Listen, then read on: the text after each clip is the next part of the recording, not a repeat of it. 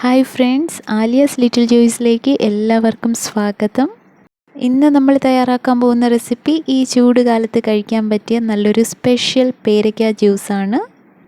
സാധാരണ പേരയ്ക്ക ജ്യൂസ് തയ്യാറാക്കുന്നതിന് വ്യത്യസ്തമായിട്ട് ഒരു സ്പെഷ്യൽ ചേരുവ കൂടി ചേർത്തിട്ടാണ് ഈ റെസിപ്പി തയ്യാറാക്കിയേക്കുന്നത്.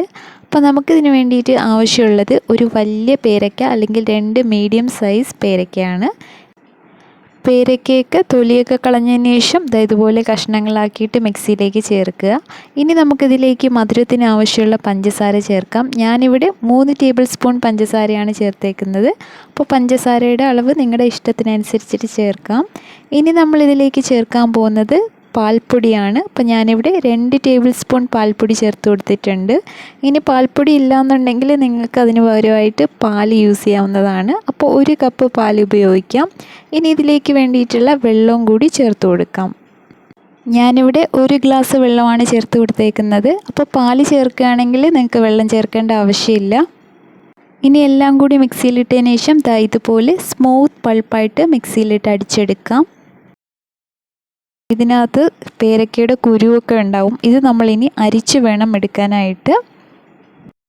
ഇപ്പോൾ നല്ല കട്ടിയുള്ള പൾപ്പാണ് നമുക്ക് കിട്ടിയേക്കുന്നത്. നമുക്കിനി ഇത് ഒരു അരിപ്പയിൽ കൂടി അരിച്ചെടുക്കാം.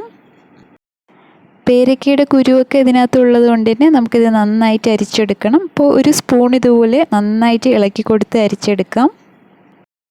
ഇത് നല്ല കട്ടിയുള്ള പേസ്റ്റ് ആയതുകൊണ്ട് തന്നെ കുറേശ്ശെ വെള്ളം ഒഴിച്ച് വേണം അരിച്ചെടുക്കാനായിട്ട്.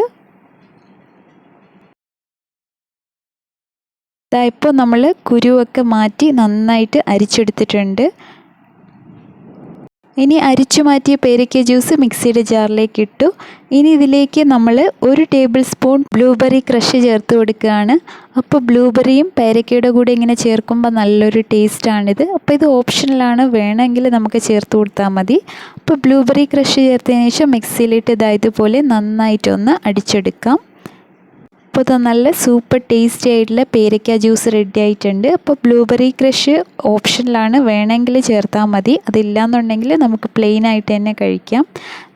ഈ ഒരു അളവിൽ നിന്ന് ഞാൻ ഇതുപോലത്തെ 2 ഗ്ലാസ്സാണ് എടുത്തേക്കുന്നത്. ബ്ലൂബെറി ക്രഷ് ചേർത്ത് കൊടുത്തുകൊണ്ട് തന്നെ നമ്മുടെ പേരയ്ക്കയ്ക്ക് ഇതുപോലത്തെ ഒരു അടിപൊളി ലൈലാക്ക് കളറാണുള്ളത്. അപ്പോൾ നിങ്ങളെല്ലാവരും ഇനി മുതൽ പേരയ്ക്ക ജ്യൂസ് തയ്യാറാക്കുമ്പോൾ ഈ രീതിയിലൊന്ന് ചെയ്ത് നോക്കുക. നിങ്ങൾക്ക് എല്ലാവർക്കും റെസിപ്പി ഇഷ്ടമായെന്ന് വിചാരിക്കുന്നു. ഇഷ്ടമായാൽ ലൈക്ക് ചെയ്യാനും ഷെയർ ചെയ്യാനും മറക്കരുത്. അപ്പോൾ മറ്റൊരു വീഡിയോ ആയിട്ട് കാണുന്നവരേക്കും stay blessed and thanks for watching.